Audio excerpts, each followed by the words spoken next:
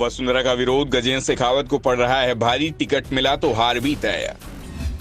गहलोत के गढ़ में शेखावत को चुनाव लड़ाने की तैयारी में बीजेपी। वसुंधरा के साथ लंबे समय से चला आ रहा है शेखावत का टकराव। केंद्रीय मंत्री गजेंद्र सिंह शेखावत को बीजेपी जोधपुर से चुनाव लड़ाने की तैयारी में है। शेखावत जोधपुर से ही सांसद हैं और अब उन्हें विधानसभा चुनाव में उतारा जा रहा है।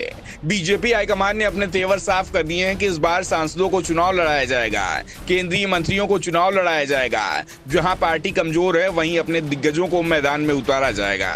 मजबूत सीट पर भी पार्टी का ध्यान है, लेकिन पहले कमजोर सीटों पर पत्ते खोले जा रहे हैं। छत्तीसगढ़ में 2018 में हारी हुई 21 सीटों पर उम्मीदवार घोषित किए गए, तो मध्य प्रदेश में जो 79 उम्मीदवार घोषित किए गए उनमें से 76 पर इस समय पर विपक्षी दलों के विधायक हैं। और अब राजस्थान में भी बीजेपी ने अपनी लिस्ट तैयार कर ली है, लेकिन चुनाव के ऐलान तक के लिए रोक लिया है। पार्टी ने साफ कर दिया है कि इस बार परंपरा बदली जाएगी। अंतिम समय तक टिकट देने की जो परंपरा चली आ रही थी, अब उसमें बदलाव किया जाएगा।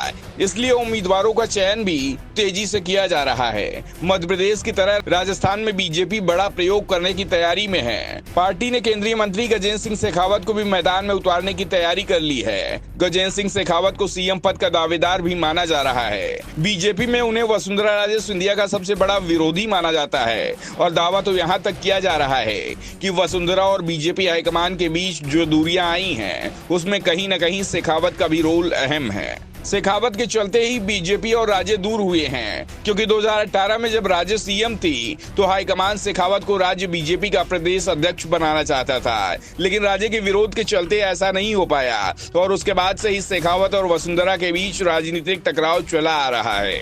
उसमें अब वसुंधरा को ही बड़ा नुकसान होता दिखाई दे रहा है। वैसे फायदे में तो शेखावत भी नहीं दिख रहे हैं, क्योंकि पार्टी अगर उन्हें जोधपुर सीट से चुनाव लड़ाया तो ये चुनाव उनके लिए किसी भी सूरत में आसान नहीं होगा। पहला तो ये कि जोधपुर सीएम अशोक गहलोत का गृह जिला भी है और वो ऐसा कभी नहीं चाहेंगे कि कोई दूसरा कद्दावर नेता उनके जिले में उभर कर सामने आए। दूसरा, 2019 के लोकसभा चुनाव में अपने बेटे वैभव गहलोत की हार अभी तक अशोक गहलोत भूले नहीं है। चुनाव में गजेंद्र सिंह शेखावत ने ही वैभव गहलोत को हराया था और ऐसे में अब शेखावत अगर जोधपुर से विधानसभा चुनाव लड़ेंगे तो अशोक गहलोत इस हार का बदला लेने की कोशिश करेंगे। शेखावत इस बात को भी जानते हैं कि उनके गहलोत के सामने खड़े होते ही उनके कई प्रबल धुर विरोधी गहलोत के साथ हाथ मिला सकते हैं, क्योंकि सियासत में बीजेपी की तरफ से शेखावत को ही सीएम फेस का दावेदार माना जा रहा है। ऐसे में विरोधी नहीं चाहेंगे कि शेखावत सीएम बने। इसको लेकर शेखावत के बीजेपी में विरोधी नेता गहलोत हाथ मिलाकर समीकरणों को बिगाड़ सकते हैं। राजस्थान की बीजेपी में मुख्यमंत्री के चेहरे को लेकर विवाद जगजाहिर है। ऐसे में यह विवाद शेखावत को गहलोत के सामने चुनाव में भारी पड़ सकता है। सियासी गलियारों में इस बात की भी काफी चर्चा है कि अगर शेखावत गहलोत के सामने चुनाव लड़ते हैं तो उन्हें कई चुनौतियों का सामना करना पड़ेगा। अब देखना होगा कि बीजेपी की लिस्ट में किस समीकरणों को देखकर शेखावत को टिकट देने का निर्णय करती है। फिलहाल शेखावत ने भी साफ कर दिया है कि उनके टिकट का फैसला पार्टी हाईकमान को लेना है। हाईकमान अगर आदेश करेगा तो वो चुनाव लड़ेंगे।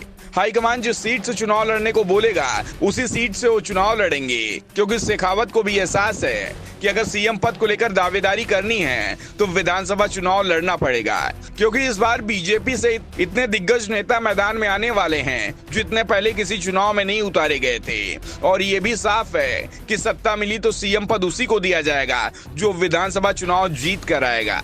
Bureau report, the Dhakar news.